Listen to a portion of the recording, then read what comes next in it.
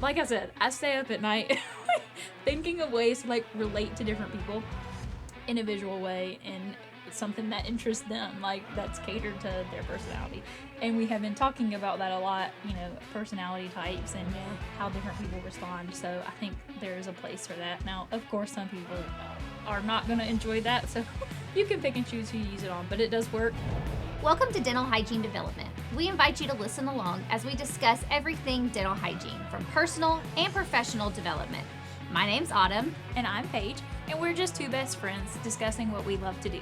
Grab your favorite Diet Coke, Diet Dr. Pepper, maybe a glass of wine, and join us as we discuss anything dental hygiene. Hey guys, it's Paige and Autumn here, and we are coming at you with podcast number 13, which is Creative Patient Care, which we told you in some of the previous ones we were bringing to you.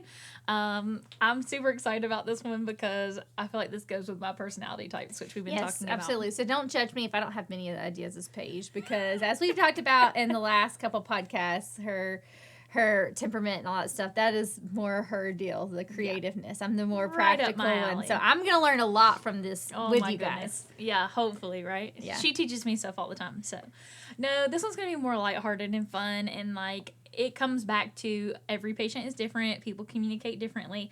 I'm a visual learner. Like, I like to see things and think outside of the box. So sometimes I can understand or grasp something a lot easier if somebody gives me a visual.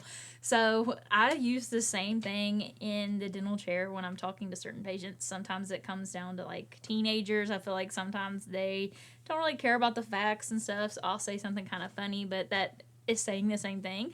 And I find that really useful. And a previous podcast, I said my goal is try to make people laugh or giggle. So sometimes if I'm having a little stubborn... Teenagers are hard to break. A stubborn one, I'll pull out something like this and, kind of get things to be more relaxed and stuff. So basically, we all know, like, the science that goes behind educating our patients. And we know all the facts, all the science, all the details. And I love all that stuff. Like, I have to watch myself. I'm like, I don't care about all that. But it's important that we do relay it to our patients that they know. So one of my favorite things to tell people is a lot of patients have dry mouth. Like, they mouth breathe at night, and a lot of people know that causes the plaque to stick on your teeth. But it's hard to tell them, like, patients kind of look at you sideways when you're like, oh, it's just because you're mouth breathing, like, you have more plaque that's sticking on there because it's dried out. So, especially with my teenagers, this is one of my favorite ones. I always say, like, have you ever had used a slip and slide, like, in your yard? And they'll be like, yes. And they're kind of looking at me sideways, like, where are you going with this? And I'm like, okay, so it's just like a slip and slide. When you get it all soaked up and watery, you're going to go sliding right down that slide, right? And they're like, yeah. And I'm like, okay. And if you don't put the soap and water on there, what happens? And it's like, you just stick to the plastic, burn your leg off, whatever. You're not going anywhere. And I say it's the same exact thing as the plaque on your teeth. Your saliva is your soap and water, and it helps all the plaque and bad bacteria slide off of your teeth. If you don't have that and your mouth is being dried out, you don't have your saliva and stuff, that plaque is sticking on there. It's not going anywhere, so it's harder to brush. And they always kind of start chuckling when they actually there's like a point to this conversation, but it's like a creative way that I can be like, take something fun and make it a whole lot like more lighthearted in the dental chair. I would have never thought of that. Yeah, I say it all the time. And I've used it on adults before, and they really look at me sideways when I first, because I'll just automatically be like, have you ever been on a slip and slide? And they're like, what? And then I'll go into it with them, and they're like, and they start laughing. They're like, oh, that makes sense. I'm like, yeah, exactly. It does make sense. Yeah. So it's just one of those fun things. And I actually stay awake at night thinking of crazy stuff like this. Like, how can I relate this to a patient?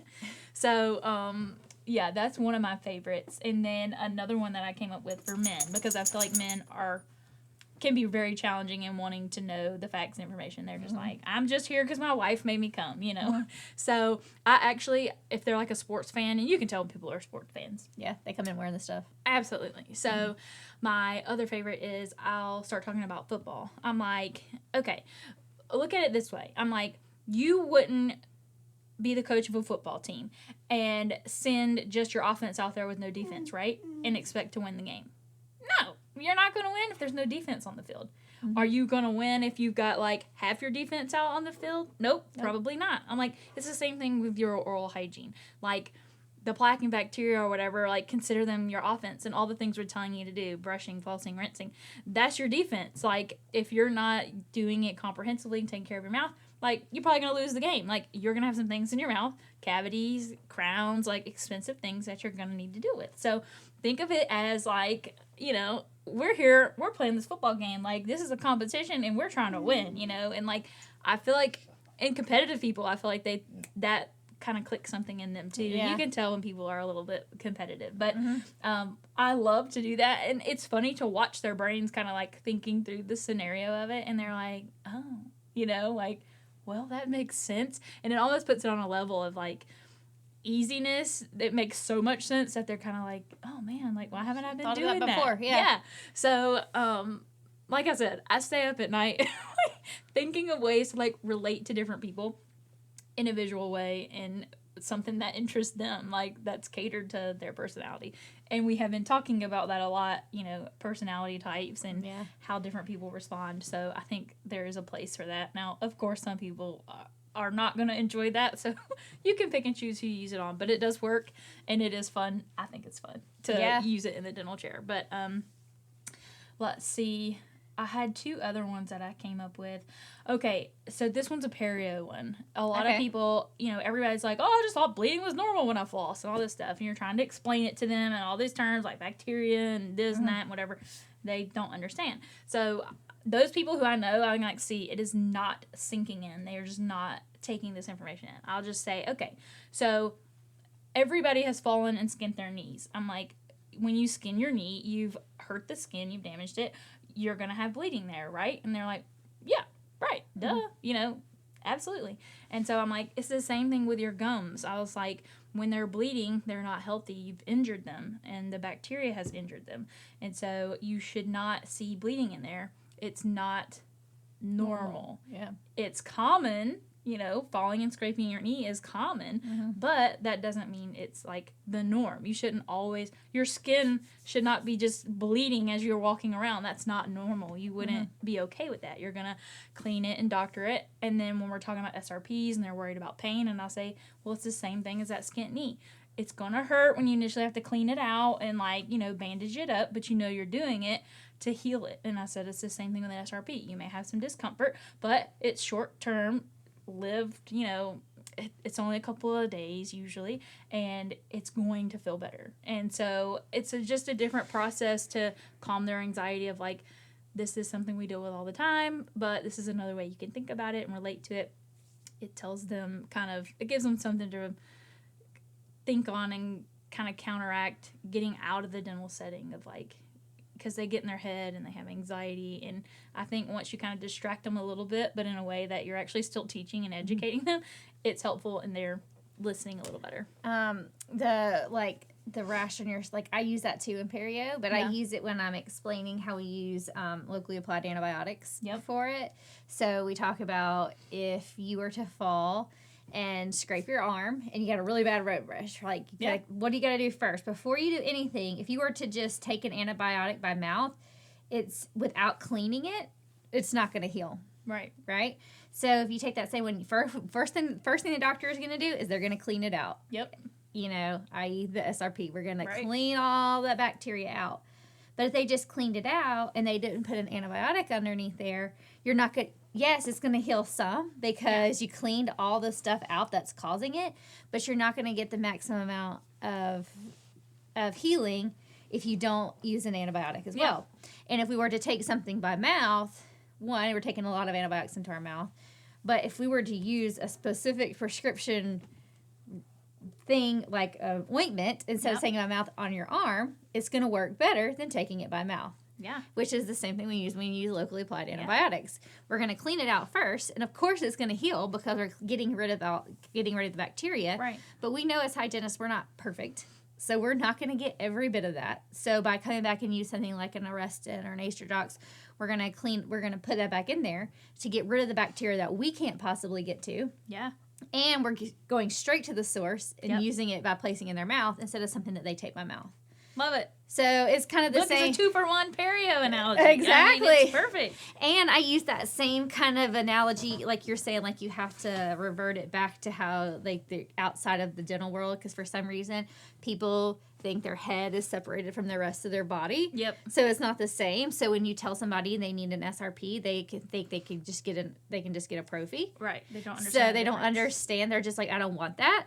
So how I explained it to them is kind of this, go back to a doctor analogy. If you were to break your arm, yep, and your doctor said you needed to have surgery to fix it, do you think your doctor would just be like, well, just put a Band-Aid on it?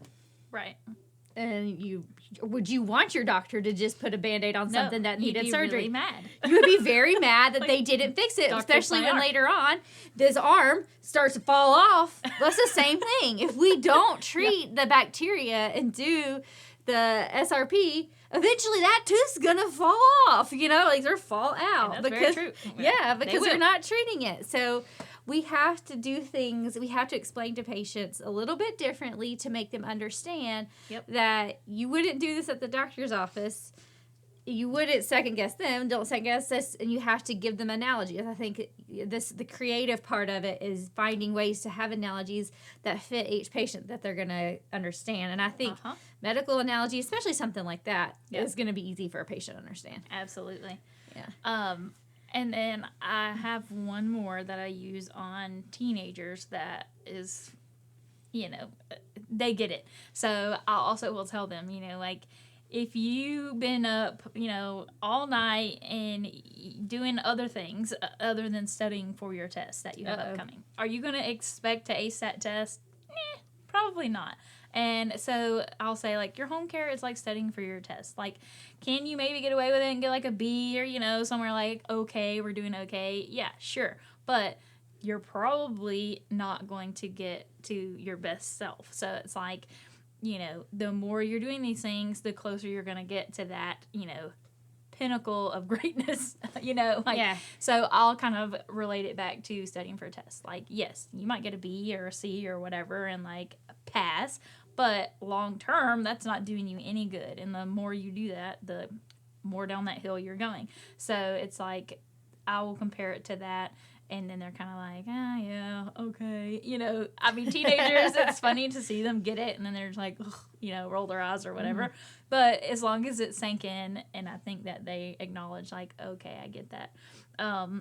It gives them a little bit of, I don't know, maybe encouragement. Mm-hmm. But another thing, this one is probably more common, but I tell people all the time, and they act like they've never heard it, is, I'm like, you don't have to start out perfect. I'm like, we're trying to get you in a habit here, and habits take a while to form. You're not just going to all of a sudden be perfect. There's going to be a little bit of like a learning curve, and I'm like, just start out maybe flossing 3 times a week. And I'm like, put your floss in the shower. Hopefully this always makes people chuckle too a bit. Hopefully you shower at least once a week, right? Or 3 times a week, right? And they're like, yeah. I'm like, see, exactly. I'm like, floss while you're in the shower, it becomes part of that routine. So, no, it's not perfect, but it's something, and you're working towards being perfect at it. Mm-hmm. So, they always laugh, and it kind of lightens the mood, and then I'm like, and then you can keep working towards it. I'm like, personally, I shower like 5-6 days out of the week, so that's almost every single day. So, I'm in there, it contains the mess, like, flossing can be messy and gross, and, so you're in a place where you don't have to worry about that. Maybe you don't floss, like women, like, they don't want to clean the mirror because sometimes it splashes on the mirror. So they're like, I'm just not doing that, so I don't have to clean it. Well, floss in the shower, and then you don't have to worry about it. It's rinsing down the drain, whatever. So I try to listen to people and, like, figure out why maybe they're not doing it and, like, ways we can incorporate it. And let's face it, teenagers most of the time aren't going to make any time for that. So adding it to something they're already hopefully doing. Some teenage boys don't even shower. Yeah, I don't think they do that much. But heck, if you could get them to floss once and they shower once, I mean, heck, that's like, I bet you their parents would be just so excited. I'm like, at least there's some consistency in the routine of it. Like, it's better to floss once a week than never. You're removing bacteria on some kind of consistent level. Mm-hmm. So, I try to tell people, like, it's fine if you're not perfect. Like, do what you can do. Like, anything is better than nothing. So, do what you can do. Like, yes, are we maybe going to get a B or C on that test? Probably. You're still going to have some, like, cavities come up or whatever. But we're working towards getting to the perfect spot to where we can help you avoid as much, fallout from that as possible. Yeah. I try to get patients. They may not do this. Probably not. I don't know if this is considered like distractive driving, or I don't tell them to do it while they're driving, while they're stopped at a red light, to keep their floss, like little floss picks in the car. Yeah. Because I'm like, what are you doing? You're just sitting at a red light. You shouldn't be on your phone. No. You shouldn't be doing other things. So if you just have a pick right there, then you could be doing it while you're sitting at a red light. And they're not going to remember every time. So go back to your point. It's not going to happen at every red light. I mean, can you imagine how great if everybody flossed at every red light they ever sat in? Like, we would like run out of a job. We would. Everybody's teeth would be perfect. But they won't do it at every one. Yeah. So it's another thing. Like, you're helping them figure out that time. So I think that's a really good ones. Mm-hmm. Yeah. And I feel like because I'm, like, artistic and, like, a painter, like, I like to do those types of things. Yeah, visual. I also, this is, like, kind of like my last one that I have, is when you're working toward painting a painting. Like, it's something that requires several steps to do. So I'll say, you're getting out your green paint and your red paint and your yellow paint and all these different tools, your your brushes, and, like, there's square ones and, like, regular ones. And I'm like, our relationship here with your oral health is the same thing. Like, we're building on the tool set that you have at home so that you can create this beautiful painting over time. Like, maybe you'll mess something up and have to go back and paint over it. But the more we do it, the more you practice it, the closer you're getting to that goal. So it's kind of like just relating things in a different way. Like, literally that's as simple as just saying, like, we're building you a toolbox so that you can create this beautiful painting or this beautiful end piece, which could be like a really healthy mouth or less sensitivity or less cavities, things like that. And I just think, one, people appreciate the fact that you're acknowledging, like, that's how they are and things they enjoy. Mm-hmm. It's personalized, but it also, I think, brings down the anxiety and, like, seriousness of it for some people, and they're like, okay, cool. And it seems less preachy and more like, hey, let's come up with a way that fits you to, like, get you to a good point. So I think people really appreciate that long term. Yeah. I have one more analogy, but it's not as good as yours. Paige you can tell she's creative. So she's very, like, we're going to paint and we're going to build all these toolboxes and I'm going to get all these different beautiful color paints. And I'm like, no. So I got rashes and I also got splinters. Okay. So that's the other one. Yeah. My other ones is my splinters. So if you have a way to be able to show radiographic x-rays and you find radiographic calculus, to me, it looks like a bump or whatever. Yeah. But if they can see it, and I was like, you see it looks like a splinter. So think about that. When it first gets there, if you get a splinter in your finger, initially it's going to irritate it, right? Like, it's going to be irritating until you get it out. Once you get it out, it's going to heal back up. It'll go back to normal, right? But if we leave it there and it continues to get that way, that splinter is going to cause an infection in your finger. Yeah. And if you get too much of an infection, you might lose the end of your finger, right? Or it's going to look completely different. Yeah. And once you get an infection, there's not as much you can do about it. Same thing with the calculus, or you're explaining to them with the tartar or the bumps on their thing. If that tartar buildup, if we leave it there, that infection's continually away at the bone and you lose teeth, just like you might lose the end of your finger. Yeah. That's so morbid. Why do you have great? I know, but why do you have beautiful painting and I've got splinters that end up with, I think there are people who relate to both of those. I think if I came out with my beautiful painting to some people, they'd be like, what is this hippie girl talking about?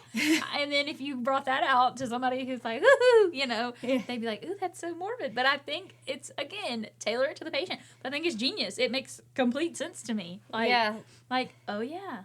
I just think people are not aware of there's infection in your mouth. Like, bleeding is not normal. There's things that they've been conditioned their whole life that they just think. I've always had bleeding gums. Right, and they don't know. Like, they haven't heard it the right way to make sense. And it's kind of like even communicating with people, like we've been talking about. You heard this, I said that type of thing. Like, you have to communicate it the right way for it to sink in. Like, you could literally tell them 15 different ways. Until you find that right way, they're not going to hear it to where they're going to act on it appropriately. So, again, I think that's why it's so important to tailor to your patient. And you can see it here within the difference of how she thinks and how I think. Like, I am going to listen to different things better than, and she has heard things that she's going to listen to better. And that's okay. But I think it's our responsibility as hygienists and healthcare professionals to try to identify that for each patient and speak to them in their communicative language. I mean, it's just, it sounds as simple as that, but it is challenging. It's a challenge. And it takes mental effort to do it. And there are days where you don't feel like you have the mental effort to do it. But do it as best you can, as much as you can. And everybody has those days where we will give each other grace. Like, I just don't have it in me to be that in tune today. But more often than not, you do, and you can do it and build on that over time with your patient, and it's very effective.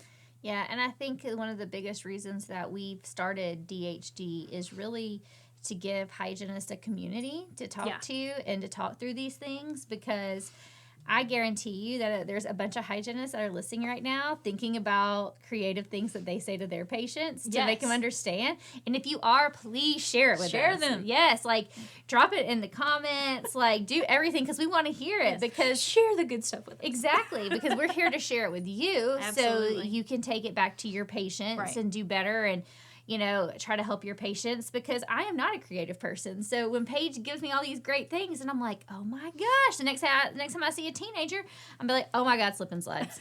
You know, like those are great things. Like you can automatically think of those now, but I would have never thought of that on my own. Right. And so we want to do the same thing. Like if you have something that you use that creatively educate your patients and connect with them, like please share it with us. Yeah. That's why we created this space. We want you to be involved. We want you to tell us. We want to learn. Yeah. I love learning. I love learning too. Yeah, Paige and I have been doing this the same amount of times, and we've used two different types of, and when, like neither one of us had the same analogies. We use different ones. Yeah. So if we share all that knowledge, then eventually we're all just going to be better, and our patients are going to, you know, come out a lot better. Be better for it, yeah. Absolutely. And they're going to be nicer to you, I think. I think they're happier and nicer when you can get on their level. They think they're being seen in the chair. But yeah, I think that is super important, that we don't see things as a competition. Like, we're all in this together and like here to grow and develop and be better for our patients. And that's the most valuable thing that we can kind of bring to the table. And like you said, we don't know it all, but what we do know, we share, and we definitely would love to hear from you. I would love to hear some of these creative ideas, because people are really, really good at stuff like this. And I mean, I'm semi-creative, but I know there are more people creative than I am, so I think that's really fun. So I'm hoping that we'll get some good comments and feedback on this one of things you've thought about in the chair. Absolutely do. So make sure you share with us. Make sure if you like what you're hearing, please share our videos and our podcast with your friends and your hygienist friends, so we can share the wealth and just make DHD grow. We appreciate all the support that you've given us so far. Absolutely. So don't forget to subscribe and to like those things, so we can make sure we continue to give you these things. That's and you're growing from us, and we're growing from you. That's right. Teamwork makes the dream work. That's right. That's right. Well, I guess thanks for tuning in today, guys, and we will be coming at you. Hopefully you'll join us, and we'll bring you some more value. Yeah. Come back and see us. Thanks, guys. Bye. Bye.